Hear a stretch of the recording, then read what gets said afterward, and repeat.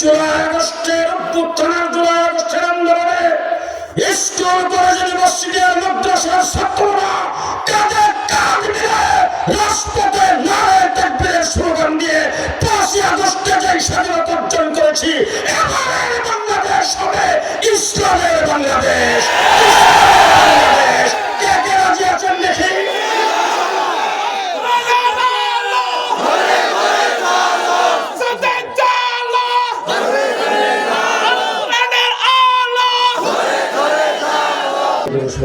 اللهم صل على محمد وعلى آل محمد كما صليت على إبراهيم وعلى آل إبراهيم إنك حميد مجيد. اللهم بارك على محمد وعلى آل محمد كما باركت على إبراهيم وعلى آل إبراهيم إنك حميد مجيد. نحمده ونصلي على رسوله الكريم. أما بعد، أعوذ بالله من الشيطان الرجيم. بسم الله الرحمن الرحيم. إنا نحن نزلنا الذكر وإنا له لحافظون. صدق الله العظيم.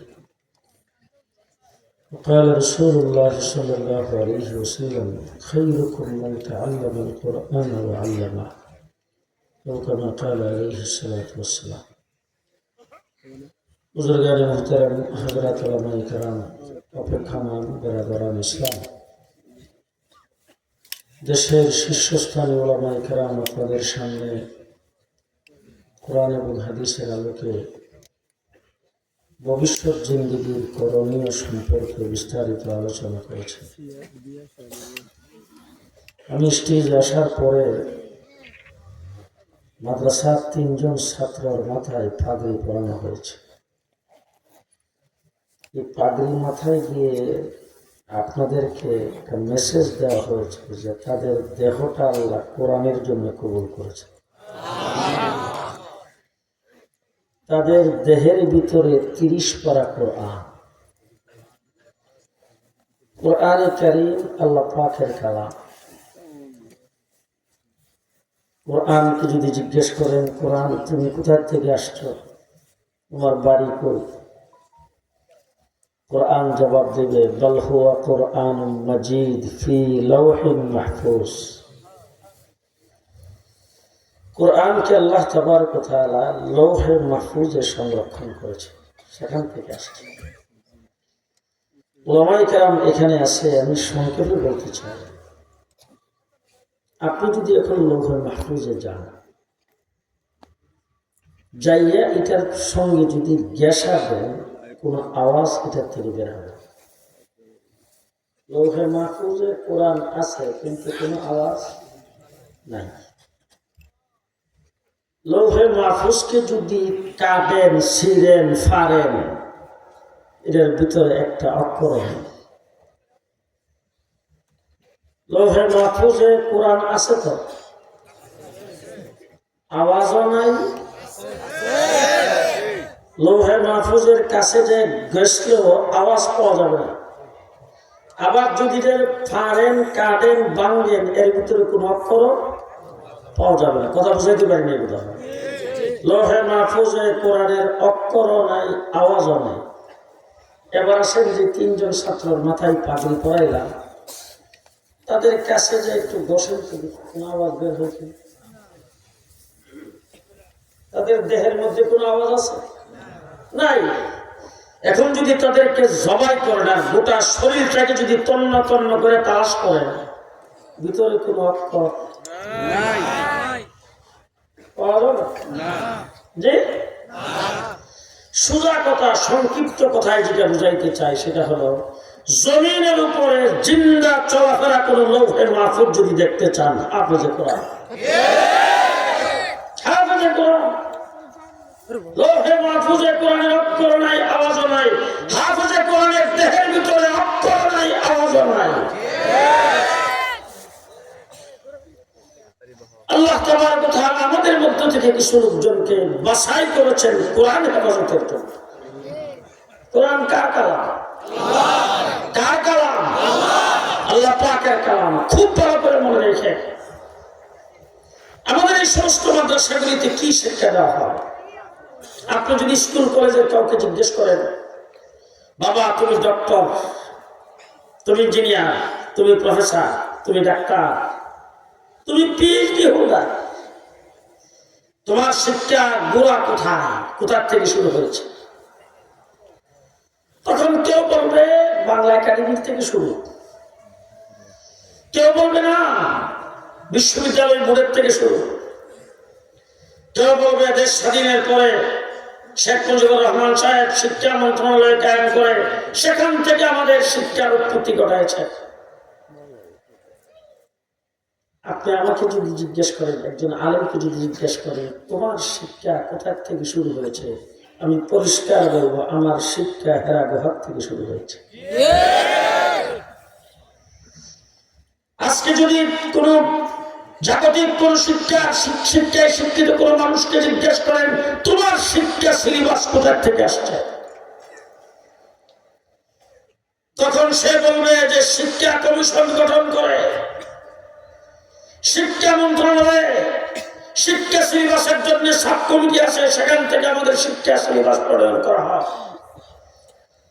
বৎসরে বৎসরে পরিবর্তন করে বানর থেকে মানুষ তৈরি,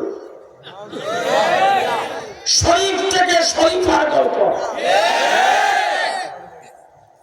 ধর্মশিক্ষাকে সংকোচন করতে করতে কোন স্কুলে ধর্মশিক্ষা দেওয়ার একজন মাস্টার নাই। আপনাদের সরিষাবাড়িতে আছে যে গোটা বাংলাদেশের ধর্ম সাবজেক্টের পরীক্ষা বাতিল করা হয়েছে।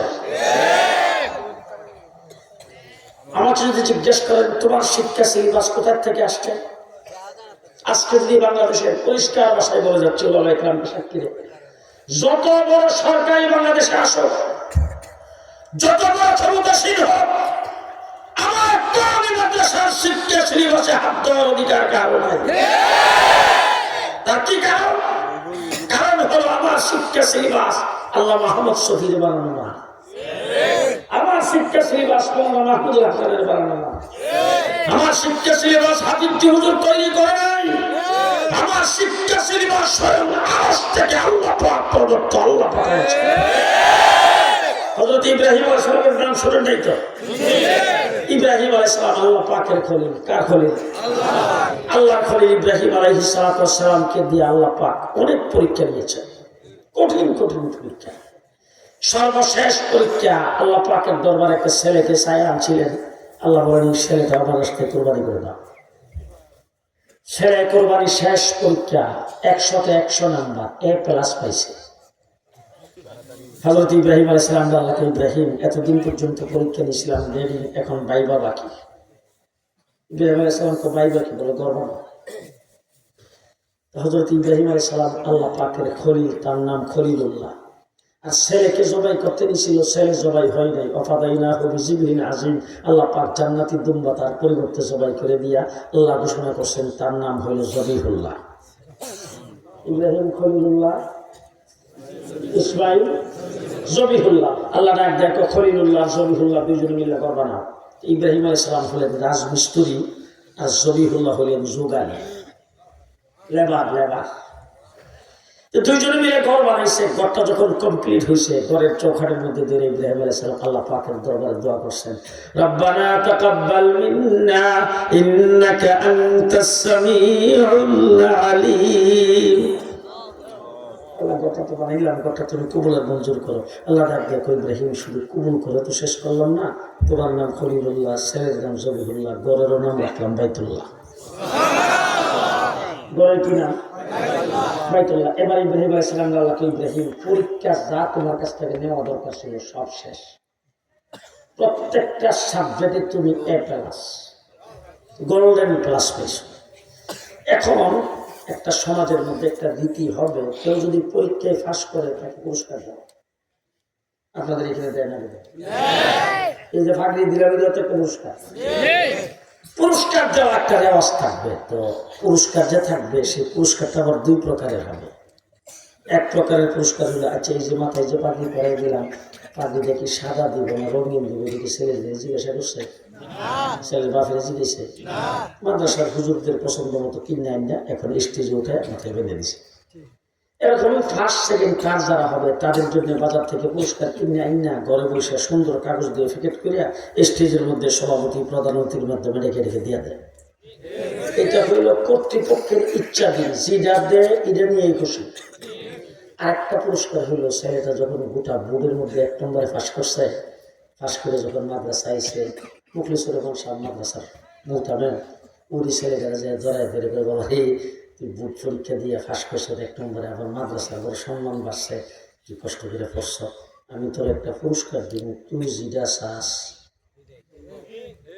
এই কথা আপনাদের দেশে কেউ পায় না। বাবা ছেলে 1 নম্বরে পাস করছে, বাবা ডাক দেখো বাবা সাত আমার কাছে কি চাইবে? মামা তাকে বিদেশ বাগনের ফোন করে বাগনা যা চাইবা তাই দিব। আল্লাহ রাব্বুল আলামিন ইব্রাহিম আলাইহিস সালাম ডাক দেখে ইব্রাহিম দুটা পুরস্কার তোমার জন্য রাখছি। 1 নম্বর পুরস্কার আমার ইচ্ছা দিন তোমাকে দিলাম, ইন্নী জাইলুকা লিন-নাসি ইমামা, तमाम পৃথিবীর মানব মণ্ডলীর জন্য তোমাকে লিডার বানিয়ে দিলাম। মিল্লাত আবিকুম ইব্রাহিম, গোটা মুসলিম জাতির জন্য তোমাকে জাতির পিতা বানিয়ে দিলাম। 2 নম্বর একটা পুরস্কার আমি তোমাকে দিব, তুমি যা চাও তাই দিব, মান তো কিয়া মাননা है, চাও তুমি আমার কাছে কি চাইবা। হযরত ইব্রাহিম আলাইহিস সালাম বাইতুল্লাহর চৌকাঠে ধরে দাঁড়াইছে, দাঁড়ায় আল্লাহ ডাক দেখ, আল্লাহ তুমি কিন্তু কইছো যা চাই তাই দিবা। মামা যদি বাগনা রেখো যা চাই তাই দিবা, বাগনা মামার ডাক দেখো চলেন থেকে মার্কেটে যাই। যাওয়ার পরে মার্কেটে গেছে, যাওয়ার সময় মামা মনে মনে ভাবতেছে যে চাওয়ার কথা কইছে একটা মোবাইল চাইব না হলে একটা গড়ি। এই তো মার্কেটে যাইয়া বাগনাকে মোটর সাইকেলটা যে আঙ্গুল দিয়ে মোটর সাইকেল দেখাইছে, মামা একটা কুকির চাওয়ার কথা কইছে লাগে মোটর সাইকেল চাই দেবে। আল্লাহ কি মামা মতো চোখের দিকে আল্লাহ ডাক দেখো, আল্লাহ তুমি কিন্তু মামার মতো, তুমি কইছো যা চাই তাই দিবা। সুতরাং এমন একটা জিনিস তোমার কাছে চানো যেটা একটাই বানাইছো, দ্বিতীয় কোনো নাম্বারই নেই। রব্বানা ওয়াবাস ফীহিম রাসূলাম মিনহুম, ও আল্লাহ ঘর বানাইছি তাম পৃথিবীর কাবলা ও কাবা, ঘর বানাইছি তাম পৃথিবীর মার্কাজ, মার্কাজের জন্য তো একজন আমিরের দরকার, ঘর বানাইছি তাম পৃথিবীর ইউনিভার্সিটি, ইউনিভার্সিটির জন্য একজন প্রিন্সিপালের দরকার, প্রিন্সিপাল আর আমির হিসেবে তোমার হাবিবকে চাই। মুফাসসিরিনগণ তাফসীরের কিতাবে লিখছেন ইব্রাহিম আলাইহিস সালাম এত বড় সাহস করতে পারল, আল্লাহর হাবিবকে চাই ফেরানো কি কম সাহসের কথা? এত বড় সাহস ইব্রাহিম আলাইহিস সালাম কোথা থেকে পাইল? ইব্রাহিম আলাইহিস সালাম চৌকাঠে ধরে আল্লাহ পাকের দরবারে একটা ভূমিকা দিছে, ভূমিকার মধ্যে বলছে, আল্লাহ এতদিন পর্যন্ত আমার যত প্রিয় জিনিস ছিল তুমি চাইছো, চাওয়া মাত্র কিন্তু দিতে দেরি করিনি। আমার কাছে আমার মাল প্রিয়, তুমি চাইছো, মেহমানদারি করে বিতরণ করে দিয়েছি। আমার কাছে আমার জান প্রিয়, তুমি চাইছো, নমরুদের আগুনে জান দেওয়ার জন্য জাপ দিয়ে পড়ছি। আমার কাছে আমার সন্তান প্রিয়, তুমি চাইছো, সন্তানকে সবাই করার জন্য শরীর নিচে রেখে দিয়েছি। সুতরাং আমার যত প্রিয় জিনিস ছিল সব তোমার জন্য দিয়ে দিলাম। রব্বানা ওয়াবাস ফীহিম রাসূলা, তোমার প্রিয়টা আমাকে দাও। আমার প্রিয় তোমার জন্য, তোমার প্রিয় আমার জন্য। আল্লাহ ডাক দেখে ইব্রাহিম দরখাস্ত মঞ্জুর। তোমার নাম খলিলুল্লাহ, ছেলের নাম জবিহুল্লাহ, ঘরের নাম বাইতুল্লাহ, প্রিন্সিপালের নাম হাবিবুল্লাহ। এবার হযরত ইব্রাহিম আলাইহিস সালাম আল্লাহকে ইব্রাহিম সাওয়া শেষ বলে মাত্র শুরু, আর কি বাকি রইল? এই ইউনিভার্সিটি পাইছি, প্রিন্সিপাল পাইছি, এখন সিলেবাস। হযরত ইব্রাহিম আলাইহিস সালাম আল্লাহ পাকের দরবারে এই উম্মতের জন্য 4টা সিলেবাসের প্রস্তাব করেছেন। কয়টা? 4টা। আমি আমার ঢাকার কোরআন থেকে পড়বো, আপনাদের এই সরিষাবাড়িয়া জামালপুরের কোরআনে আছে কিনা আপনারা মিলাই নিন, হাতে গুণা গুণা বলে দিন। ইয়াতলু আলাইহিম আয়াতিক ওয়া ইউআল্লিমুহুমুল কিতাব ওয়াল হিকমা ওয়া ইউযাক্কিহিম। চারটে সিলেবাসের প্রস্তাব বাইতুল্লাহ চৌখানে ধরে হযরত ইব্রাহিম আলাইহিস সালাম আল্লাহ পাকের দরবারে কইরা শেষে যায় বলতেছেন ইন্নাকা আনতাল আজিজুল হাকিম, আল্লাহ আপনি হিকমতওয়ালা। আমি তো আমার জ্ঞান বুদ্ধি অনুযায়ী চারটে সিলেবাসের প্রস্তাব করলাম, এর মধ্যে যদি কোনো পরিবর্তন করা লাগে আপনার হিকমতে আপনি পরিবর্তন করিয়ে মঞ্জুরিটা দিয়েন। আল্লাহ রাব্বুল আলামিন কই ইব্রাহিম চারটার সাইডটাই মঞ্জুর, কোনো পরিবর্তন নাই।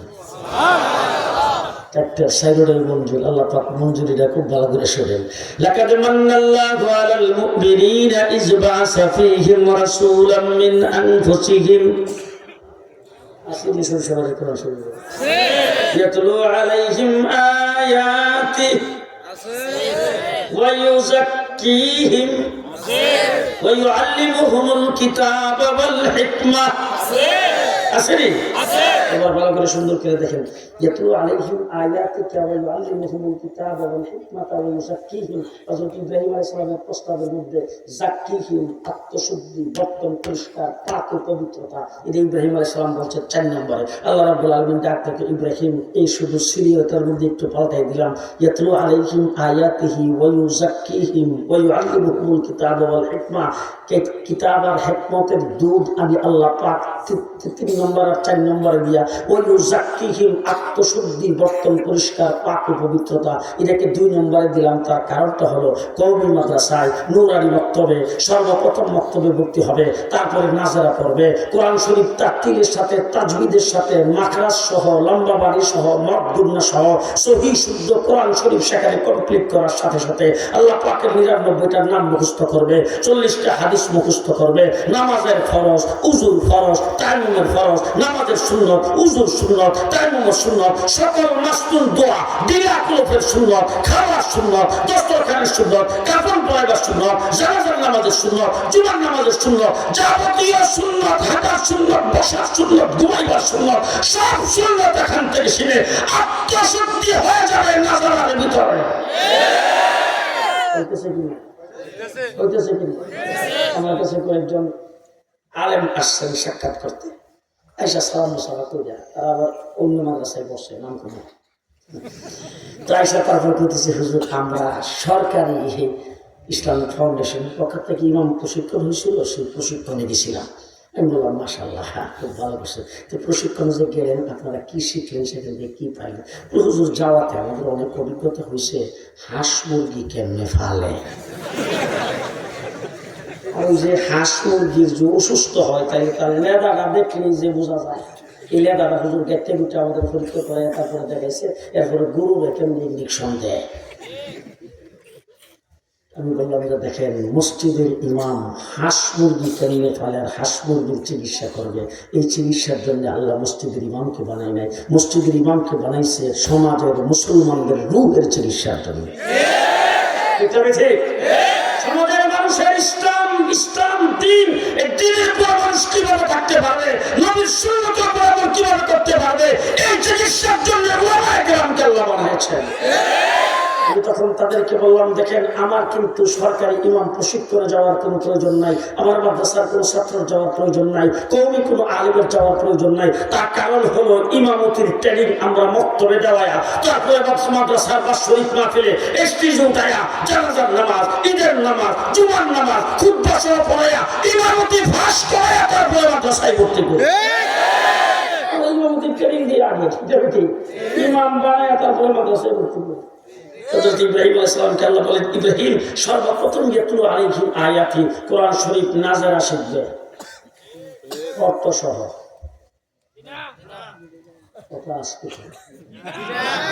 অর্থ সহ জি।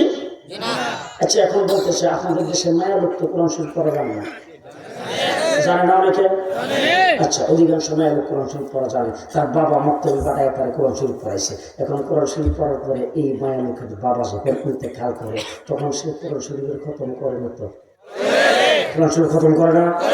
বাবার জন্য খতম কোরআন শরীফ, মার জন্য খতম কোরআন শরীফ পড়ে। আচ্ছা এই যে বাবার জন্য যে খতম কোরআন শরীফ পড়লো, হাদিসে পাকে রাসূল সাল্লাল্লাহু আলাইহি ওয়াসাল্লাম বলছেন, উলামায়ে কেরামের জবান থেকে আপনারা শুনছেন, বাবা মার জন্য সন্তান যখন কোরআন খতম করে দোয়া করে আল্লাহ পাক তার কবরের আযাব মাফ করে দেন। জিজ্ঞেস করতে চাই, আপনাদের সমাজের যে সমস্ত মহিলারা বিবাহসারী হয়েছে, পরের ঘরে গেছে, বাবা মারা যাওয়ার পর যে কোরআন শরীফ খতম করছে, এরা কোরআন শরীফ অর্থ বুঝে পড়ছে তো? জি। এখন যে এরা পড়ছে কোন আশা? বাবার কবরের আযাব মাফ হবে, কথা কয় না? এবার যে কোরআন শরীফ যে খতম করে বাড়ি ঘরে গ্রামে গঞ্জে যারা পড়ে কোরআন শরীফ খতম করে, এরা অর্থ জানে তো? এরা খতম করে কোন আশা?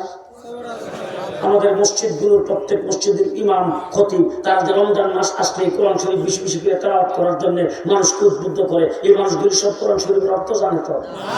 জি। এখন আমাদের মাদ্রাসাগুলিতে দেখছি কোরআন শরীফের খতম করাবার জন্য লোকজন আসে, আমার মাদ্রাসায় আসলে আমরা হেফজখানার হুজুরকে ডাক দিই, আবের সাথে দেখে নেবে আবের সাহেব এই যে ধরেন নাম, এই নামের ইসালে সোহাবের উদ্দেশ্যে 2 খতম কোরআন শরীফ পড়াই দেয়। হেফজখানা হাবের সাহেব নিজে নিজে পড়ে না ছাত্রদের দিয়ে হয়?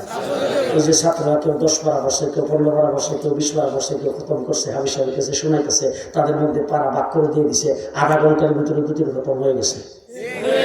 এই যে ছাত্ররা যে কোরআন শরীফ খতম করলো ইসলামের সমাজের উদ্দেশ্যে, যে ব্যক্তি খতম করাইলো, আমরা তো ছাত্রদের দিয়ে খতম করাইলাম, এই ছাত্রদের ফেডের ভিতরে যদি 100টা বোম মারি বিসমিল্লাহর অর্থ যে সবের আশা করছি না? কথা বলেন। তাহলে মৌলানা সাত দিক কোরআন শরীফ না বুঝতে পারলে ওয়াজিব করা করবো না। হ্যাঁ যে নাউজুবিল্লাহ যারা করছেন এরা কোন দলে?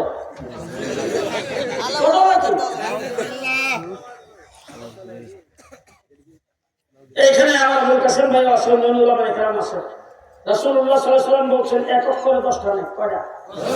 10টা নেক। এখন হাদিসটা খুব ভালো করে শুনুন। হুজুর আকরাম সাল্লাল্লাহু আলাইহি ওয়াসাল্লাম দেখলেন আলিফ লাম মিম, আলিফ কইয়া মাঝখানটা শ্বাস ছাড়ুন যাবে তো, লাম কইয়া শ্বাস ছাড়ুন যাবে তো, আলিফ লাম মিম একসাথে লেখা, একসাথে টান দিয়ে পড়তে হবে। রাসূল সাল্লাল্লাহু আলাইহি ওয়াসাল্লাম উম্মতকে ব্যাখ্যা করে বুঝাইছে, তোমরা মনে করতে পারো একসাথে যেহেতু টান দিয়ে পড়তে হয়, একসাথে যেহেতু লেখা, এই জন্য 3টা অক্ষর মিলে বোধহয় আমি যে বলছি 10টা নেক, তোমরা 10টা নেক পাইবা। রাসূল বলেন না, আলিফ হারফুন, লাম হারফুন, মিম হারফুন, আলিফ একটা হরফ, লাম একটা হরফ, মিম একটা হরফ, 3টা অক্ষর পড়লে 30টা নেক পাইবা। এবার ওলামায়ে কেরামকে জিজ্ঞেস করে দেখেন তো, যতগুলি তাফসীর আছে সমস্ত তাফসীরের মধ্যে আলিফ লাম মিম হা মিম তাসিন মিম এই সমস্ত অক্ষরগুলির অর্থ লেখছে আল্লাহু আ'লাম।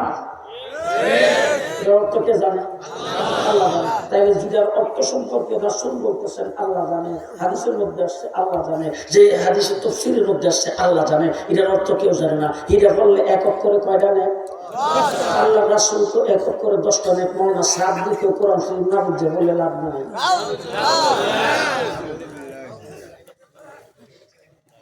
যাচ্ছি কোথায়? কোথায় যাচ্ছি? যত নবী আল্লাহ দুনিয়াতে পাঠাইছেন সমস্ত নবী বেগুনা মাসুম। এই আকীদা আমাদের জানি তো আমরা? মানি তো? আমাদের ঈমান আছে তো? কোন গুনাহগারকে আল্লাহ নবুয়ত দেই নাই। নবী বানাইবার জন্য আল্লাহ যাদেরকে নির্বাচন করছেন সবাই বেগুনা মাসুম।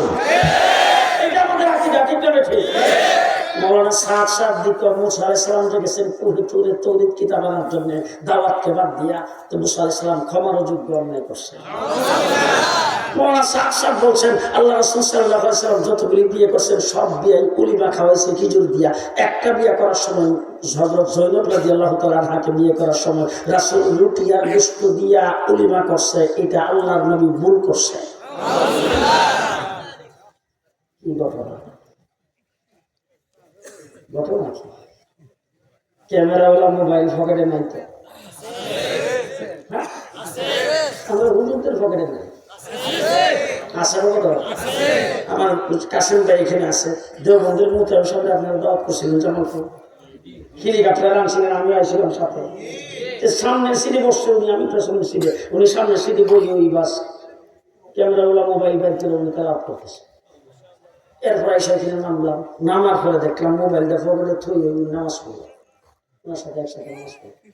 আর মৌলানা সাদ তো ক্যামেরাওয়ালা মোবাইল পকেটে রেখে নামাজ পড়লো, নামাজ হইতো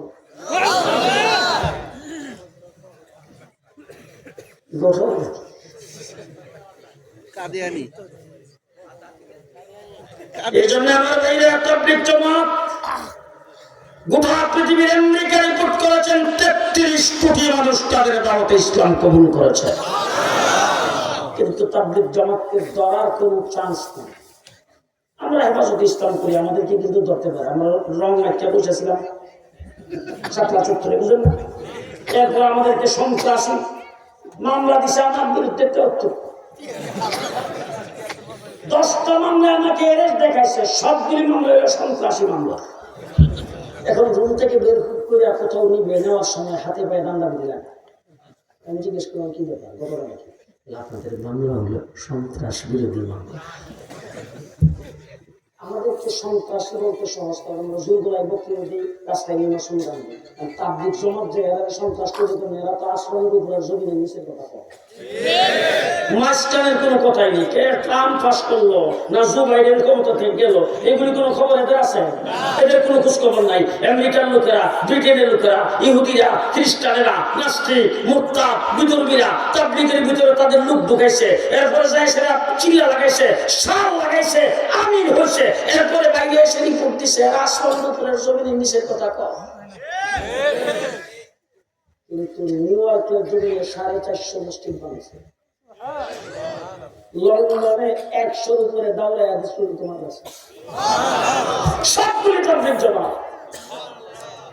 এরপরে বড় বড় ইঞ্জিনিয়ার, ডাক্তার, প্রফেসর, এবার নিজে ডাক্তার, হে নিজে ইঞ্জিনিয়ার, হে প্রফেসর, তাবলীগ জামাতে যাইয়া দিন বুঝে আসছে।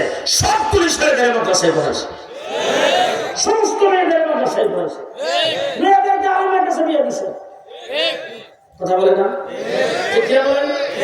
এখন এই অবস্থার যে সৃষ্টি হয়েছে, যে কি ইহুদি খ্রিস্টানের মাথা খারাপ হয়েছে না? খুশ আছে? খুশ নাই। এখন দেখলে যে তাবলীগের যেইভাবে বাংতইব একটারে কিনছে, বুঝে আসছে কোথার থেকে ঘুরতেছে। 2 নম্বর কথা বললাম, ভালো করে মনে রেখেন। শাপলা চত্বরে 2013 সালে শেষ রাত্রে তাহাজ্জুদরত, জিকিররত, মুনাজাতরত অবস্থায় মানুষের উপরে হাইওয়ান জন্তু জানোয়ারের মতো আক্রমণ করেছিল আওয়ামী ফ্যাসিস্ট সরকার। ঠিক তাদের কায়দায় একই টাইমে রাতের অন্ধকারে আজকে ডিসেম্বর মাসের 17 তারিখ দিবাগত রাত্রে টঙ্গীর মাঠে তাহাজ্জুদরত অবস্থায় মানুষের উপর আক্রমণ করেছে সাদিয়ানিগুলো। দূষকদের মধ্যে কোনো পার্থক্য নাই। বর্তমানে তাদেরকে চালাইতেছে ভারত। পরাজিত শক্তি বাংলাদেশ থেকে গেছে, এখন কত ভাবে যে চাইতেছে। একবার আনসারদেরকে লেলাই দিল, একবার বিচারপতিদেরকে লেলাই দিল, আবার ওই ফেনী নদীর বান খুললা পানি ছেড়ে দিল, আবার কয়েকদিন আগে সচিবালয়ে আগুন দিছে। এরাই দিছে, কিন্তু এরাই সাদিয়ানিদের ঘুরে লাগিয়েছে। বর্তমান অন্তর্বর্তীকালীন সরকার যাতে ফলস পজিশনে পড়ে, তারা যাতে অকার্যকর হয়, এই জন্যই ষড়যন্ত্র। সুতরাং অন্তর্বর্তীকালীন সরকার বুঝতে হবে, সন্ত্রাসের দায়ে যদি ছাত্রলীগ নিষিদ্ধ হতে পারে, সন্ত্রাসের দায়ে সাদিয়ানি গ্রুপ নিষিদ্ধ হতে পারে।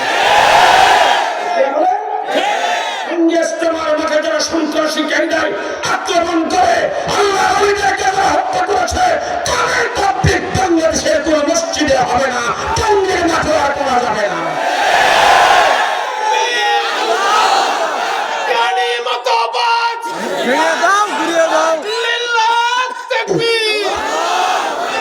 এই জন্য আমার ভাইরা, সর্বপ্রথম কাজ হলো ইয়াতলু আলাইহিম আয়াতি, কোরআনে কারিমের তেলাওয়াত করবো না আমরা সবাই। বাচ্চাদের শিখাবো না? বাচ্চাদের শিখাবো না? সর্বপ্রথম আপনার সন্তানের জন্য সর্বপ্রথম করা হইল কোরআনে কারিমের তেলাওয়াত। আপনার ছেলেকে আপনি ব্যারিস্টার বানান, ডাক্তার বানান, ইঞ্জিনিয়ার বানান, প্রফেসর বানান, কোনো আপত্তি নেই, কিন্তু কোরআনটা পড়ায় বানান। কোরআনটা পড়ায় বানায়, মাথায় কথা পড়াবো তো ইনশাল্লাহ, পড়াবো তো ইনশাল্লাহ। আপনার ছেলে ইঞ্জিনিয়ার হোক, ডাক্তার হোক, উচ্চ শিক্ষিত হোক, 2 পয়সা কোনো কাজে আসবে না, একবার কুল আল্লাহ পড়লে যে কাজে আসবে। যখন কবরে যাবেন তখন কুল আল্লাহর দাম বেশি না কম? 3বার কুল আল্লাহ পড়লে 1 খতম কোরআন শরীফের সওয়াব। কথা মনে থাকবে তো? সর্বপ্রথম কাজ করবো তো আমরা ইনশাআল্লাহ। মুহাম্মদুর রাসূলুল্লাহ সাল্লাল্লাহু আলাইহি ওয়াসাল্লাম কোরআনের আয়াত নাযিল হতো, সাহাবায়ে কেরামকে রাসূল সর্বপ্রথম শিখাইতেন। সর্বপ্রথম ইয়াতুল আলাইহিম আয়াতিল নবীর দায়িত্ব, এরপর উলামায়ে কেরামের দায়িত্ব। 2 নম্বর হলো আল্লিমুহুমুল কিতাব, ইলমে দ্বীন শিক্ষা করা, কোরআনে কারীমের কিতাবের ইলম শিক্ষা করা, তার তরজমা সম্পর্কে জানা, এটা হলো 2 নম্বর দায়িত্ব। 3 নম্বর দায়িত্ব ওয়াল হিকমা, কোরআনে কারীমের অর্থ খালি জানতে হবে না, হিকমতও জানতে হবে। হিকমতের শুধু একটা ব্যাখ্যা উলামায়ে কেরাম এখানে আমি দিতে চাই। কোরআন শরীফে আল্লাহ বলছেন আকিমুস সালাহ, কোরআনে বলছেন ওয়াসজুদু, কোরআনে বলছেন ওয়ারকাউ। এখন রুকুটা কেমনে হবে? হাতগুলি হাঁটুর মধ্যে দিয়ে ধরতে হবে, মাথার ফিট সমান থাকতে হবে, এটার নাম রুকু। এটা শিক্ষা দিচ্ছেন কেনা? মুহাম্মদুর রাসূলুল্লাহ সাল্লাল্লাহু আলাইহি ওয়াসাল্লাম। মুহাম্মদুর রাসূলুল্লাহ সাল্লাল্লাহু আলাইহি ওয়াসাল্লাম কোরআনে আসছে ওয়াসজুদু, সিজদা করো।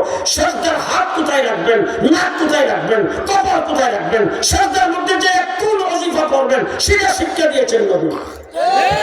এটা কি বলা হয় হিকমত? এটা কি হিকমত ও হিকমা?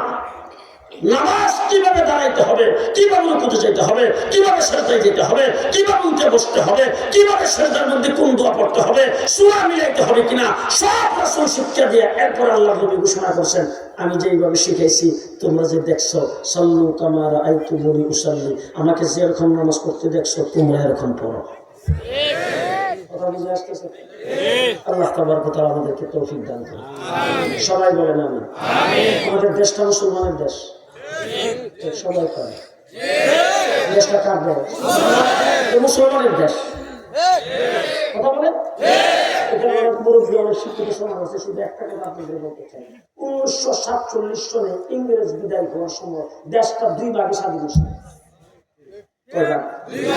একটা হিন্দুস্তান, একটা পাকিস্তান। একটা হিন্দুস্তান, একটা পাকিস্তান। খুব ভালো করে বুঝেন। আচ্ছা, আমাদের ভাষা কি? আমরা জাতি কি? বাঙালি। আচ্ছা, কলিকাতার ভাষা কি? কলিকাতার তারা জাতি কি? বাঙালি। এরাও বাঙালি, আমরাও বাঙালি। এদের ভাষাও বাংলা, আমাদের ভাষাও বাংলা। এখন তারা পড়ছে হিন্দুস্তানের অংশে, আমরা পড়ছি পাকিস্তানের অংশে। আপনারা এই ওয়াজটা আমার করে দিবেন, আমি চলে যেতাম। আমরা কেন পাকিস্তানের অংশে পড়লাম? একই বাংলা ভাষাভাষী, এরা হিন্দুস্তানের অংশে পড়লো, আমরা কেন পাকিস্তানের?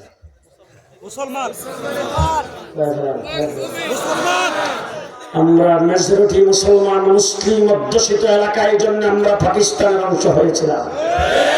এবার আসেন দেখি, পশ্চিম পাকিস্তানিরা যখন আমাদের উপর জুলুম নির্যাতন করেছে, আমাদের অধিকারের উপর হস্তক্ষেপ করেছে, 7.5 কোটি বাঙালি একসাথে অস্ত্র ধরে মুসলিম হিসাবে জালিমের বিরুদ্ধে লড়াই করে 9 মাসে স্বাধীন।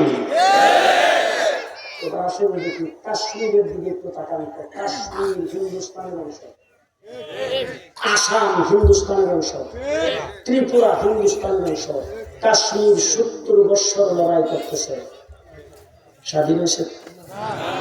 আসাম 40 বছর যাবৎ লড়াই করতেছে, স্বাধীন হয়েছে।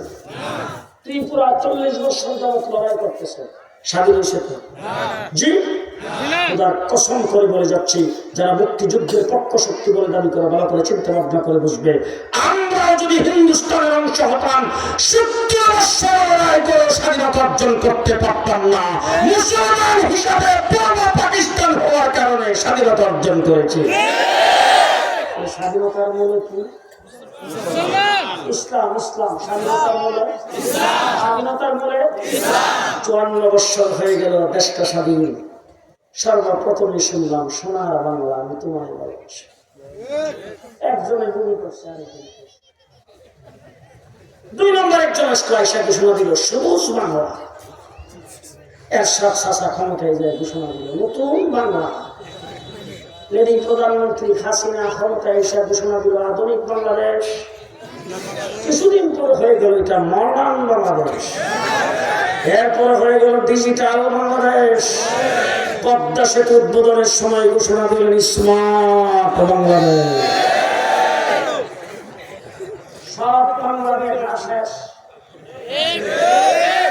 বলেন, জুলাই আগস্টের অভ্যুত্থানের, জুলাই আগস্টের আন্দোলনে স্কুল কলেজ ইউনিভার্সিটির মাদ্রাসার ছাত্ররা কাঁধে কাঁধ মিলে রাজপথে নারায়ে তাকবীরের স্লোগান দিয়ে 5ই আগস্টে যে স্বাধীনতা অর্জন করেছি, এবারের বাংলাদেশ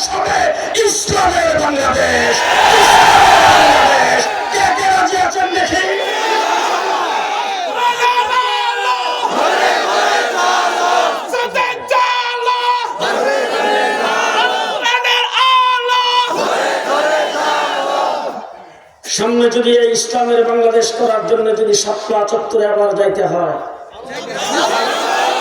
কাপড়ের কাপড় যদি মাথায় বাঁধতে হয়, রাস্তায় যদি আবার নামতে হয়, নামতে প্রস্তুত আছেন তো ইনশাআল্লাহ? আমরা এই দেশে ইসলাম নিয়ে থাকতে চাই। আল্লাহ কবুল আর মঞ্জুর করো, আল্লাহ এই মাদ্রাসাকে কবুল করো। আজকের মাহফিল আমাদের সকলের জন্য নাজাতের জরিয়া বানায় দাও। আখির দাওয়ানা আলহামদুলিল্লাহি রাব্বিল আলামিন। আল্লাহুম্মা সাল্লি আলা সাইয়্যিদিনা মাওলানা মুহাম্মদ ওয়া আলা আলি সাইয়্যিদিনা মাওলানা মুহাম্মদ ওয়া বারিক ওয়া সাল্লিম। আলহামদুলিল্লাহি রাব্বিল আলামিন। والصلاة والسلام على سيد المرسلين وعلى آله وأصحابه أجمعين. ربنا ظلمنا أنفسنا وإن لم تغفر لنا وترحمنا لنكونن من الخاسرين. يا حي يا قيوم برحمتك نستغيث. يا الله এই মজমাকে তুমি কবুল করো। ইয়া আল্লাহ আমাদের আশা, আমাদের বসা, ইয়া আল্লাহ আমাদের বলা, আমাদের শোনাকে নাজাতের জরিয়া বানায় দাও, সকলের জন্য হেদায়েতের জরিয়া বানায় দাও। ইয়া আল্লাহ হাসরের কঠিন ময়দানে এই মাহফিলটাকে উসিলা করে আমাদেরকে জাহান্নামের আগুন থেকে মুক্তি দিয়ে দাও। ইয়া আল্লাহ আমাদের জিন্দেগীর সমস্ত গুনাহগুলি মাফ করে দাও, আমাদের সকল মুর্দেগানকে মাফ করে দাও, গোটা উম্মতে মুহাম্মদীকে মাফ করে দাও, আমাদের সকলের অভাব অনটন দূর করে দাও, আমাদের সকল বিমারীদের শিফা করে দাও। হে আল্লাহ আমাদের করজদারের করজ আদায় করার তৌফিক দাও। কেউ মুসিবতে থাকলে মুসিবত থেকে উদ্ধার করে দাও, সমস্ত মুশকিল তুমি আসান করে দাও, সকল পেরেশানি দূর করে দাও। ইয়া আল্লাহ আমাদের কামাই রুজিতে বরকত দাও, ইয়া আল্লাহ আমাদের হায়াতের মধ্যে বরকত দাও, ইয়া আল্লাহ আমাদের সন্তানাদিদেরকে দিনদার মুত্তাকি পরহেজগার বানায় দাও। ইয়া আল্লাহ স্বামী স্ত্রীর মধ্যে গভীর বেল মহব্বত পয়দা করে দাও। মুহাম্মদুর রাসূলুল্লাহ সাল্লাল্লাহু আলাইহি ওয়াসাল্লামের প্রতিটা সুন্নতের উপর আমল করার তৌফিক দাও। এই মাদ্রাসাকে কবুল আর মঞ্জুর করে নাও, মাদ্রাসার যুররিয়াতগুলি গায়বী খাজানাত থেকে পুরা করে দাও। ইয়া আল্লাহ আজকের এই মাহফিল যারা সাজাইছেন, যারা টাকা পয়সা দিয়ে সাহায্য করেছেন, এই মাহফিলে এসে মাদ্রাসার জন্য যত মানুষ যতভাবে দান করেছেন, আল্লাহ প্রত্যেকের দানের খবর সোনার মদিনায় পৌঁছায় দাও। ইয়া আল্লাহ মুহাম্মদুর রাসূলুল্লাহ সাল্লাল্লাহু আলাইহি ওয়াসাল্লামের উসিলায় আমাদের দোয়া, আমাদের মুনাজাত কবুল আর মঞ্জুর করে নাও। রব্বানা তাকাব্বাল মিন্না ইন্নাকা আনতাস সামিউল আলিম ওয়া তুব আলাইনা ইন্নাকা আনতাত তাওয়াবুর রহিম বিরহমাতিকা ইয়া আরহামার রাহিমিন।